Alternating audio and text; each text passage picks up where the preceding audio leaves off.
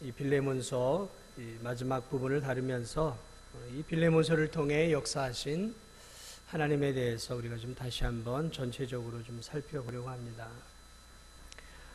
오늘 이 빌레몬서의 사건의 내용은 제가 반복해서 말씀드리지만 빌레몬의 노예였던 오네시모가 믿음의 주인 빌레몬을 배반하고 멀리 도망을 가버립니다. 그리고 그가 도망을 가서 로마에 가서 살다가 범죄하게 되었고 그 범죄로 인해서 로마의 지하 감옥 안에 갇히게 됩니다. 그리고 그 지하 감옥 안에서 복음 때문에 감옥에 갇히고 있었던 위대한 믿음의 사람 사도 바울을 만나게 되고 그 사도 바울을 만남으로 그가 회심하게 되고 예수 그리스도를 영접하게 되는 그러한 놀라운 역사를 이 빌레몬서의 기본적인 사건의 배경이 되는 것을 우리가 보게 됩니다. 자, 이 오네시모가 감옥에서 바울을 만나게 되고 예수님을 믿고 이제 바울의 충성스러운 동역자가 되어집니다.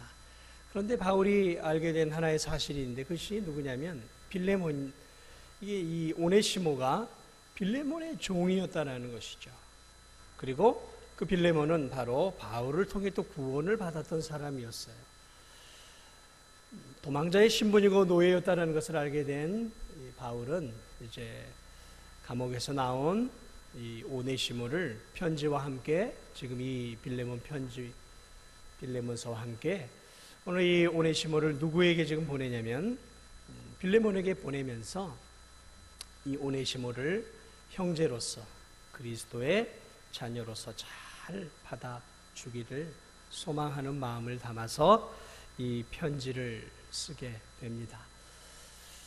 저는 이 빌레몬서를 쭉 이렇게 바라보면서 이 짧은 빌레몬서이지만 참 많은 하나님의 은혜와 역사가 담겨 있는 책이다라는 것들을 한번 제가 이 책을 살피면서 깨닫게 되었습니다. 그래서 오늘은 여러분들과 함께 이 빌레몬서 전체적인 내용들을 다시 한번 마무리를 하는 가운데서 여러분과 함께 좀 살펴보고자 합니다. 먼저 우리가 이 본문을 이 빌레몬서를 통해 전체적으로 알 수 있는 중요한 흐름이 있는데 그것이 무엇이냐면 한 영혼을 구원하시는 하나님의 그 놀라운 섭리를 우리가 볼 수 있다라는 것이죠. 무엇을 볼 수 있다고요? 따라하겠습니다. 한 영혼을 구원하시는 하나님의 섭리. 자, 여러분 보세요. 이 노예였던 오네시모, 이 영혼이 결국 하나님의 선택함을 받아 구원을 받고 큰 일꾼이 된단 말이죠. 그런데 이 영혼이 구원을 얻는 과정을 우리가 한번 쭉 다시 한번 되짚어 보죠. 자, 그는 골로새라는 곳에 살고 있었어요. 노예였단 말이죠. 그런데 그는 노예였음에도 불구하고 주인을 잘 만나게 돼요. 그 주인이 누구였냐면 빌레몬이었어요. 빌레몬. 그런데 이 빌레몬이 누구였냐면 바울을 통해 예수님을 믿게 되고 변화가 되어서 예수의 제자가 되었던 아주 그 시대에 희귀한 사람 중에 한 사람이었죠. 예수님을 믿는 사람도 적었을 뿐만 아니라 예수님에게 자신의 인생을 드리고 자신의 집을 가정교회로 하나님 앞에 드린 사람이었어요.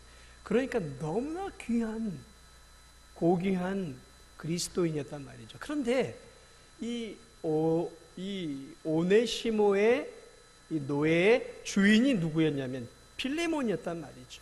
그러니까 이 오네시모는 너무도 복된 주인을 만난 거예요. 예수님을 만날 수 있는 그 어떤 노예들보다 기회를 잡게 된 것이죠. 자, 이것이 하나님의 섭리죠. 자, 그런데 그 가정교회에서 분명히 오네시모는 하나님의 말씀을 들었을 것입니다. 자, 그러나 그의 귀에 말씀이 들려오지 않아요. 따분합니다. 주인이 잘 대해주는 것, 그것을 기회로 삼아서 어느 날 나를 잡아서 이 오네시모가 사랑하는 주인을 배반하고 도망을 쳐버리죠. 자, 복음을 떠나버리는 것이죠. 좋은 하나님의 기회를 그는 박차고 탕자처럼 도망을 가버립니다. 어디로 도망을 갑니까? 저 큰 도시 로마로 도망을 가죠. 그곳은 자신의 신분을 알 수 있는 사람들이 없단 말이죠. 그리고 그 자유의 도시, 쾌락의 도시, 모든 철학과 학문의 도시였던 그 큰 도시 로마에서 그가 숨어 살다가 결국 뭘 하게 되냐면 죄를 짓게 되죠. 그 죄를 짓게 되어서 결국 감옥을 가게 되는데, 그 많은 감옥 중에 어디에 감옥으로 들어가게 되냐면 사도 바울이 복음 때문에 갇힌 그 사도 바울이 갇힌 그 감옥에 들어가게 된다는 것이죠. 그리고 사도 바울을 만나게 돼요, 그 감옥에서. 그리고 그 위대한 사도 바울을 만나면서 그 사도 바울을 통해 전해진 복음을 듣게 돼요. 바울이 가만히 있겠습니까? 그 안에 있는 죄수들에게 복음을 전했겠죠. 그리고 그 능력의 복음이 드디어 마침내 이 강팍한 오네시모의 죄악된 마음을, 심령을 깨트려요, 복음의 능력이. 그리고 그 복음이 결국 오네시모를 예수 그리스도를 믿게 하는 놀라운 역사로 일어났죠. 여러분, 이 일련의 과정을 보세요. 이것이 우연히 이렇게 이루어진 일이라고 보십니까? 아니에요. 한 영혼이 구원을 받는 것들을 우리가 좀 추적을 해보면 대단히 흥미로운 사실들을 발견하게 되는데, 그 삶 속에서 하나님께서 그 영혼을 건지기 위한 굉장히 많은 노력들이 있는 것을 발견하게 돼요. 오네시모의 문제만이 아니라요, 저와 여러분의 삶도, 여러분이 예수님을 늦게 믿었다면 여러분의 삶을 한번 추적을 해보세요, 과거에. 그러면서 어떻게 하나님이 나를 구원하시기 위해서 이렇게 역사하셨는가. 이 오네시모가 하나님을 떠나서 멀리 도망가고 하나님 없이 살려고 애를 썼지만, 하나님은 그의 영혼을 어떻게 했어요? 빌레몬에게 붙였어요. 그런데 또 도망을 가요. 로마로 갔어요. 죄를 졌어요. 감옥에 들어갔어요. 이번엔 또 누구를 붙여주셨어요? 사도 바울을 붙여주셔서 꼼짝 못하게 그가 예수님을 믿도록 만드셨다는 것이죠. 여기서 한 걸음 더 나아가면, 자, 그는 노예였어요. 도망을 쳤어요. 이제 주인이 고발을 하면, 잡히면 십자가형이나 무조건 사형이에요. 종이 도망을 쳤으니까. 자, 그런데 놀랍게도 여기서 또 하나의 섭리를 발견해요. 하나님의 섭리. 어떤 섭리예요? 이 오네시모가 도망을 쳤던 그 주인이 누구냔 말이죠.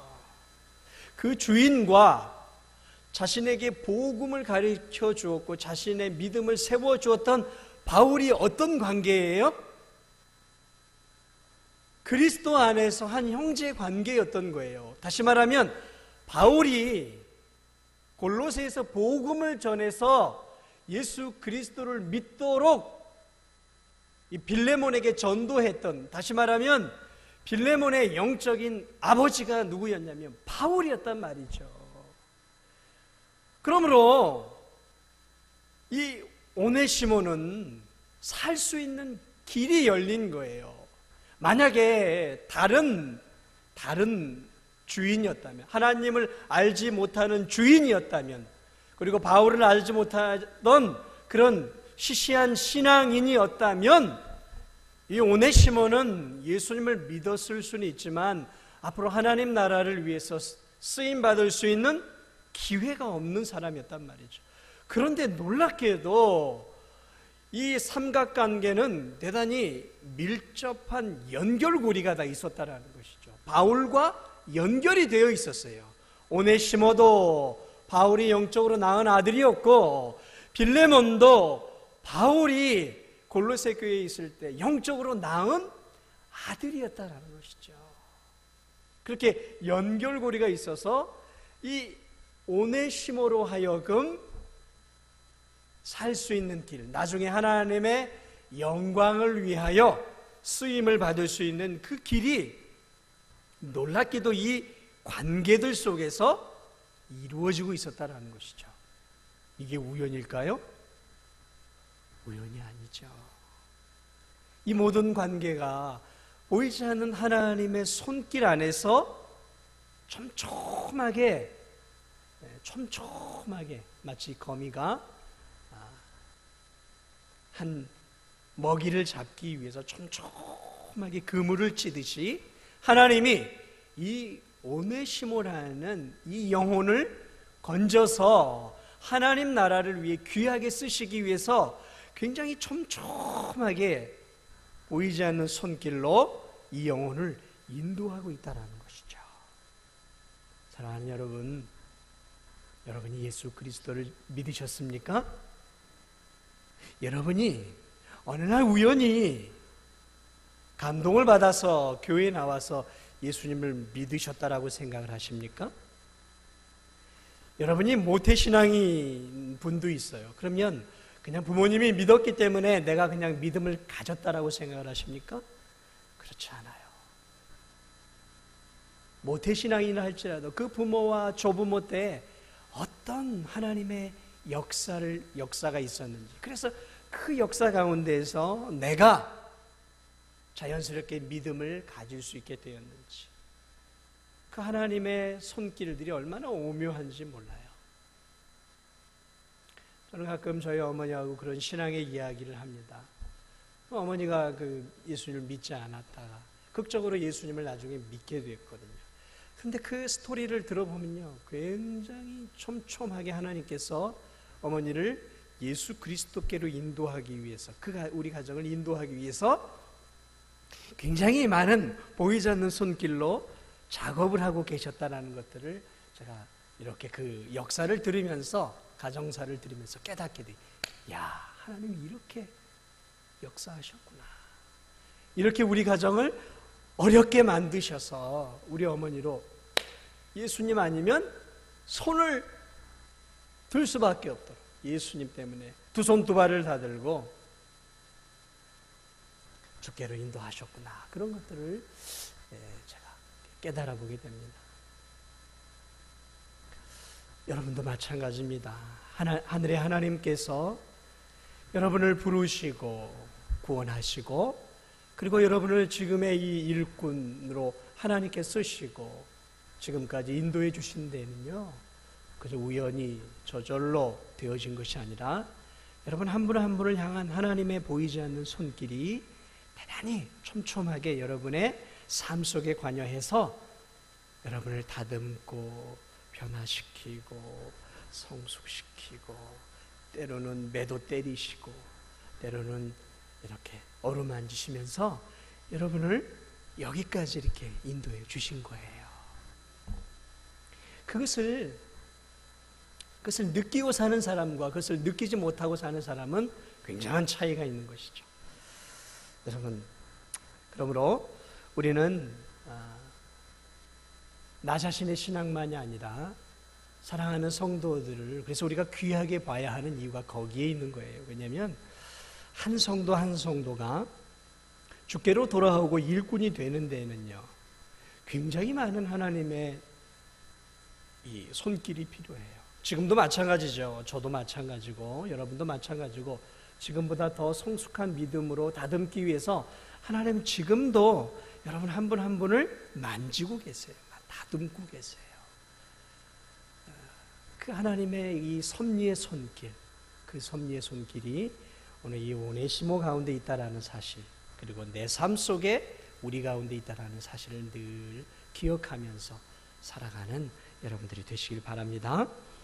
자, 이 하나님의 이 촘촘한 손길 가운데 우리가 주목해 봐야 할 또 하나의 손길이 있어요. 그것이 뭐냐면, 하나님은 특별히 믿음의 성도들을 통해서 한 영혼 한 영혼들을 구원하시고 다듬으시고 성장시키시고 성숙시키시는데, 오늘 이 오네시모라는 이 강팍한 한 영혼을 하나님의 일꾼으로 만드시는데 누구를 사용하고 계시냐면 이 사도 바울을 사용하고 있어요. 그런데 이 사도 바울이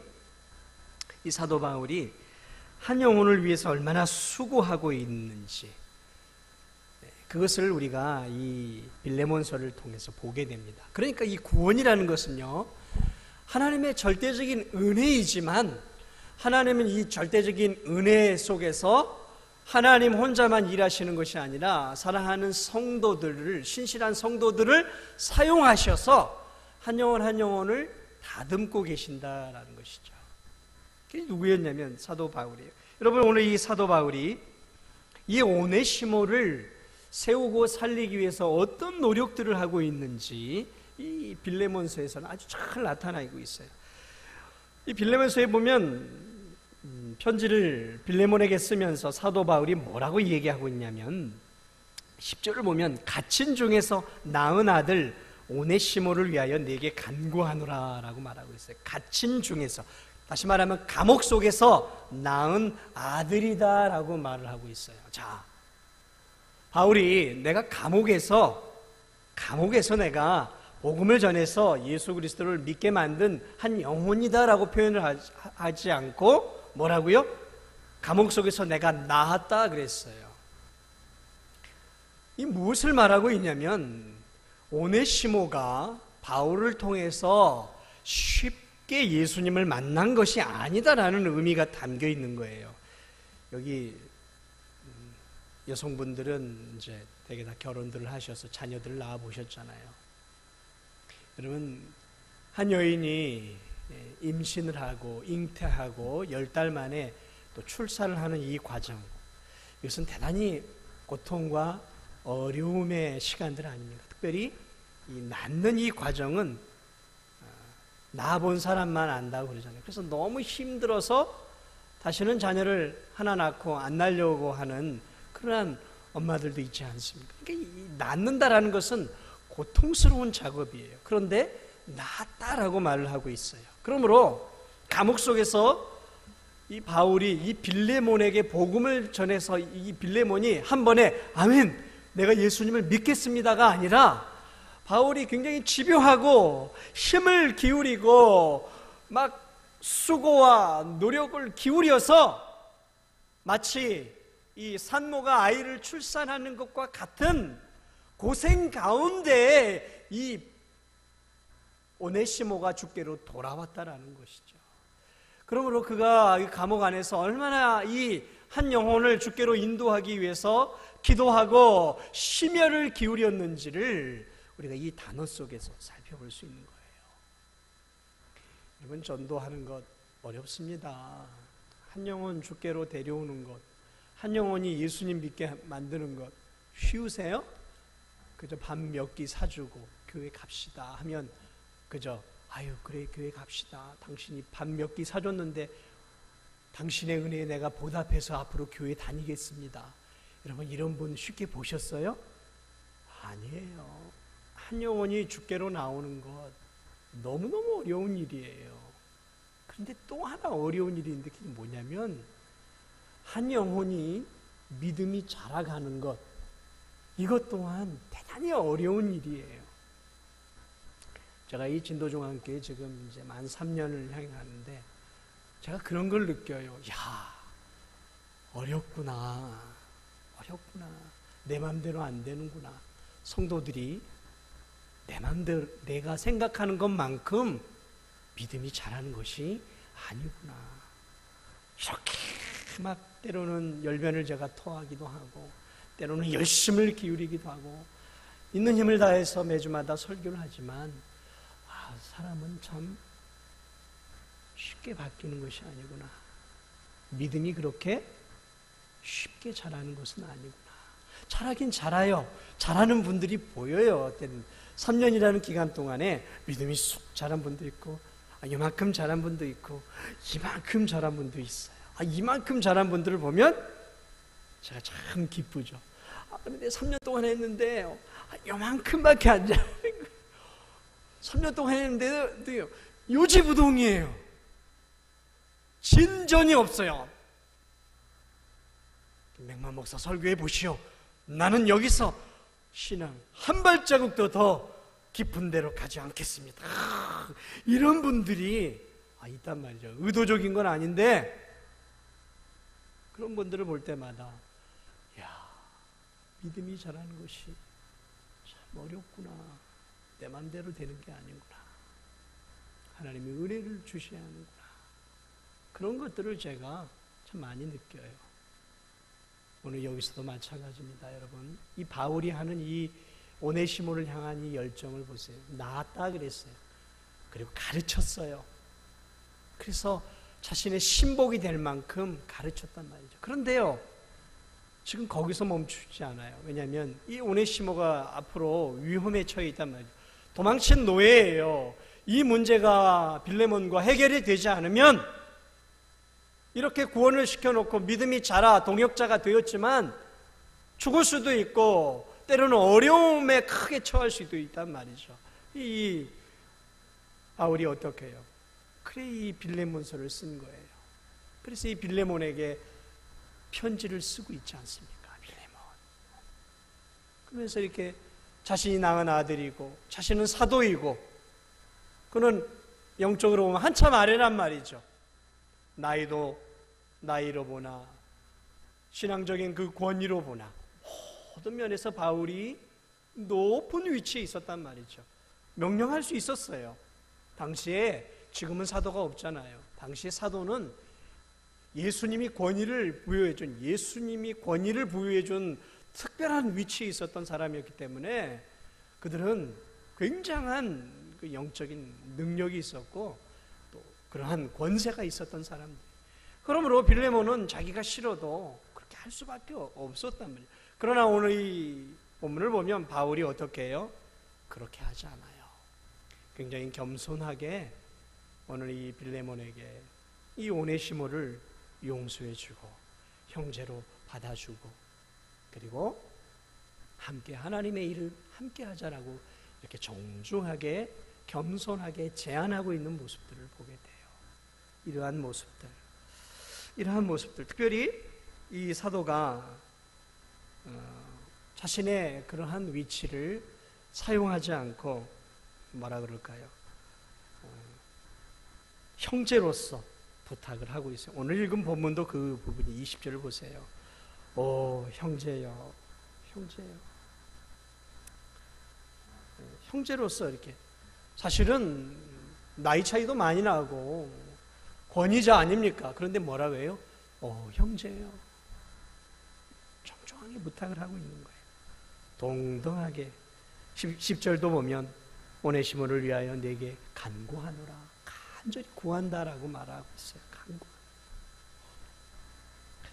이런 한 영혼을 살리고 한 영혼을 세우기 위해 이 사도 바울이 자신의 자존심도 버리고 자신의 위치도 내려놓고 누구를 살리기 위해서요? 세우기 위해서 오네시모를 세우기 위해서였어요. 이 오네시모가 하나님의 위대한 사람으로 쓰임 받도록 하기 위해서 바울은 자신의 자존심, 명예, 자신의 위치를 다 버리고 대단히 겸손하게 오늘 이 빌레몬에게 오네시모를 받아줄 것을 요청하고 있는 이 모습들, 영혼을 향한 사랑과 수고를 이렇게 보게 됩니다.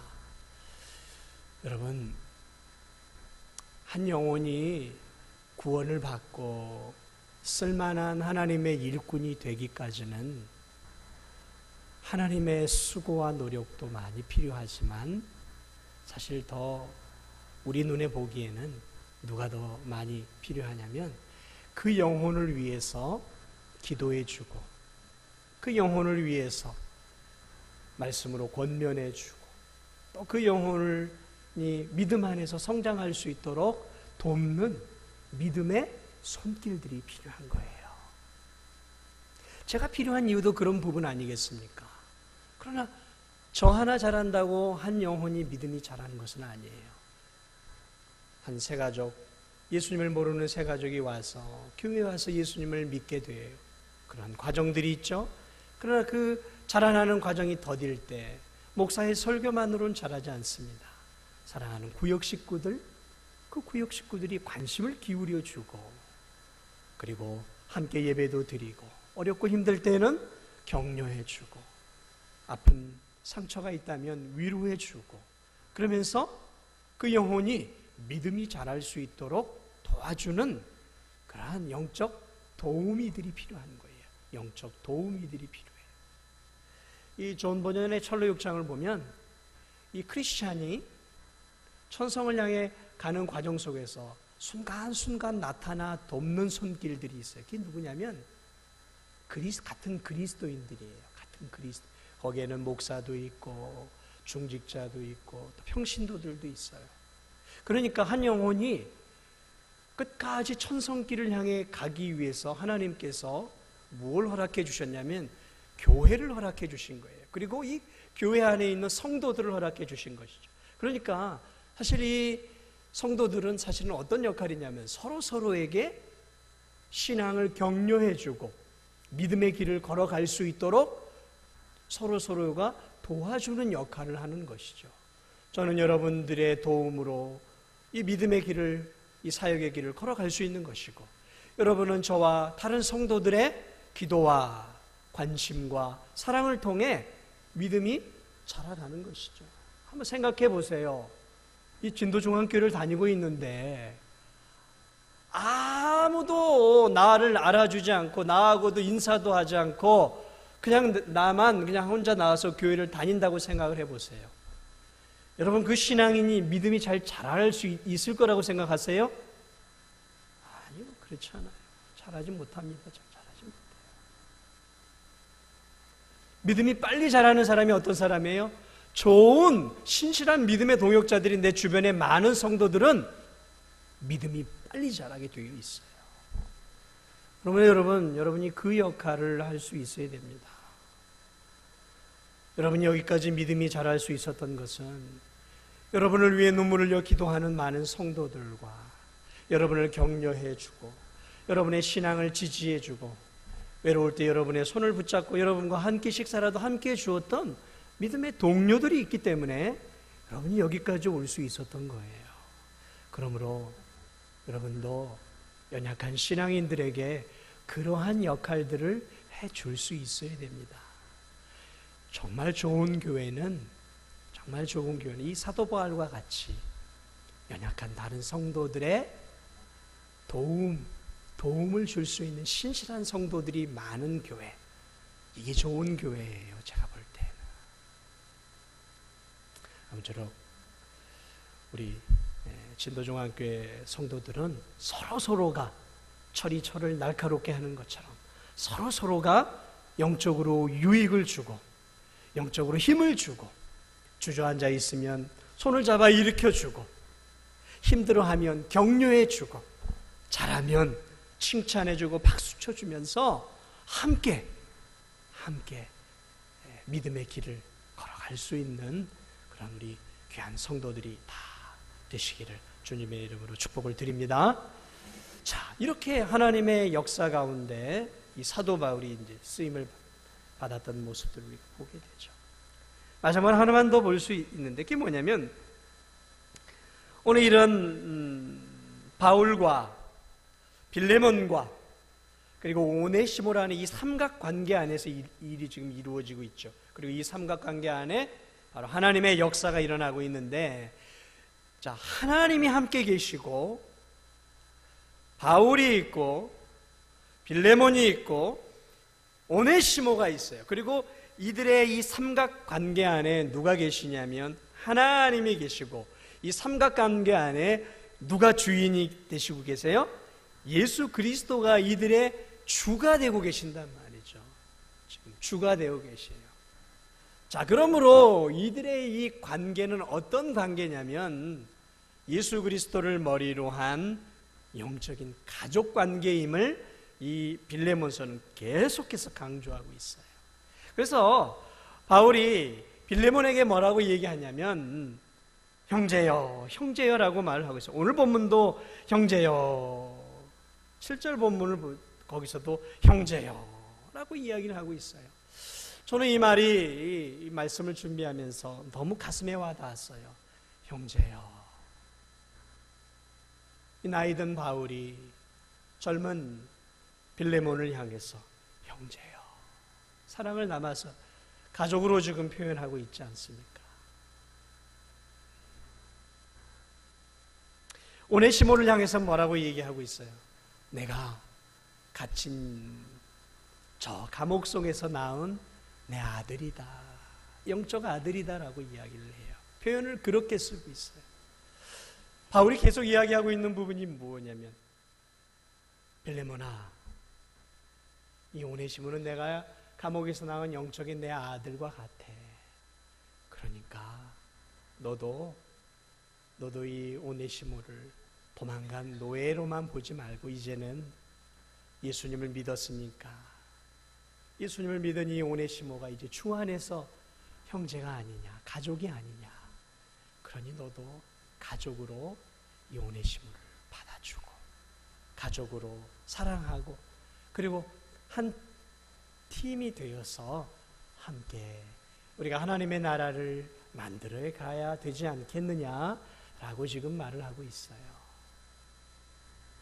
여러분, 그렇습니다. 고린도전서 12장에도 나와 있지만 예수 그리스도를 믿는 사람들은, 예수 그리스도를 머리로 믿음을 가진 성도들은 그 몸의 지체이죠. 지체이죠. 지체. 한 몸의 한 지체라는 것이죠. 여러분, 사도 바울이 누구입니까? 그는 유대인이에요. 오네시모와 빌레몬은 누구입니까? 헬라인이에요. 유대인은 헬라인들과 상종을 하지 않습니다. 유대인들은 원래 헬라인들을 개 취급을 해요. 저 구원받지 못한 족속들, 들깨와 같이. 그래서 유대인들은 헬라인들을 우습게 여겨요. 헬라인들 또한 유대인들을 우습게 여겨요. 그런데 오늘 그리스도 안에서 유대인이었던 바울과 오네시모와 빌레몬은 그리스도 안에서 지금 이렇게 형제가 되고 가족이 된 것을 바울이 지금 다시 한번 말하고 있잖아요. 여러분, 바울이 누구입니까? 그는 사도였어요. 그는 오늘날 교회 직분으로 친다면 최고의 칭이죠. 빌레몬은 그저 한 교회에 그냥 머리 정도가 되는 사람이에요. 오네시모는 무엇입니까? 그냥 평신도예요, 평신도. 큰 차이가 있어요. 그럼에도 그들은 사랑으로 이렇게 하나 되어 있는 모습들을 보게 되죠. 오네시모는 누구입니까? 그는 종이에요. 노예입니다. 당시 노예는 인간 취급을 받지 못했어요. 그죠? 숨쉬는 동물이었어요. 말하는 동물이 노예란 말이죠. 그런데 자유인이었던 바울, 그리고 주인이었던 빌레몬은 이 오네시모를 어떻게 여겨요? 형제요, 가족으로 여겨요. 이 빌레몬서는 2000년 전에 노예제도가 퍼져 있었던 그 시대에 아주 혁명적인 내용을 담고 있는 거예요. 그리스도 안에서는 노예도 없고 주인도 없다라는 것이죠. 그리스도 안에서는 헬라인도 유대인도 모두 하나다라는 것이죠. 그리스도 안에서는 남녀의 차별이 없다라는 것이죠. 그리스도 안에서는 모두가 가족이다라는 것이죠. 그것이 이 빌레몬이 강조하고 있는 대단히 중요한 2000년 전에 기록된 대단히 혁명적인 내용이죠. 지금이야 우리가 가볍게 그래 그럴 수 있어라고 생각할 수 있지만, 여러분, 지금으로부터 복음이 들어오기 한 130여 년 전에 여러분, 우리나라도 양반이 있었습니다. 중인이 있고요, 상민이 있고, 그 아래 계층이 뭐가 있었습니까? 종이 있잖아요. 노예들이 있지 않았습니까? 그래 130여 년 전에 복음이 들어올 때 종도 믿고 양반도 믿었어요. 한 교회 안에 양반이 있고 쉽게 얘기하면 종놈이 앉아있는 거야. 함께 예배를 드렸어요. 밖에서는 감히 주인에게 얼굴을 들지 못했던 그 종이 교회 안에서는 그 양반을 보고 함께 악수도 하고 함께 포옹도 하고 함께 찬양도 하고 함께 예배를 드리고 함께 식사를 하는 놀라운 일들이 초대교회 안에 일어났죠. 그 성동교회의 그러한 기록된 이야기들, 초대교회죠, 우리 성동교회. 그 초대교회 이야기를 들어보면 종과 양반이 함께 교회 안에서 예배를 드리고 한 형제 자매로 서로 껴안고, 있을 수 없는 일이었죠 옛날에는. 근데 함께 껴안고 함께 찬양하고 함께 예배드리는 그러한 일들이 일어났다라고, 그런 한국의 역사, 초대교회 역사에 그런 일들이 기록되어 있는 것들을 보게 돼요. 그렇습니다. 기독교가 들어오면서 양반제도가, 우리나라 계급제도가 무너진 거 아니겠습니까? 기독교가 들어가면 놀랍게도 신분제도가 무너져요. 기독교가 들어가면요, 남녀가 평등해져요. 기독교가 들어가면 놀라운 사랑의 역사들이 일어나는 것이죠. 오늘 이 본문은 우리에게 그러한 그리스도 안에서 모든 성도는 가족이요 형제라는 사실들을 우리에게 보여주고 있습니다. 그런데 이것이 우리가 입으로만 해서는 안 되는 부분이죠.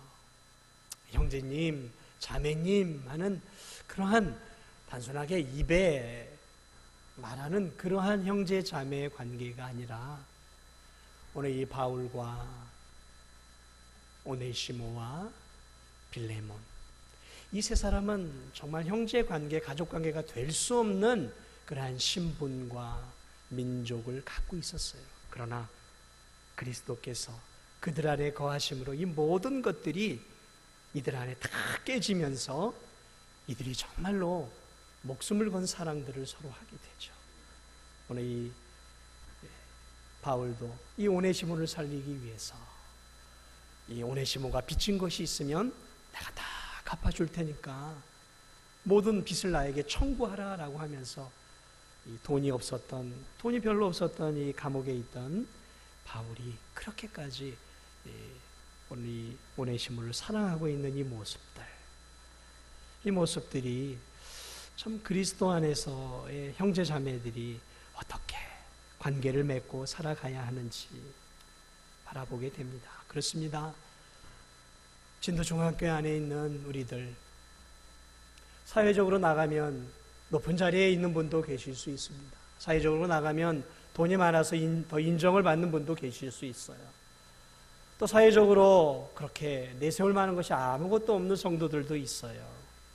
그러나 사회에서는 어떤 위치에 어떤 대접을 받는다 할지라도 그들이 교회 안으로 우리 진도중앙교회 안에 들어와 한 교회의 일원이 되었으면 이 모든 관계는 가족 관계로 바뀌어지는 역사가 교회 안에서 일어나는 거예요.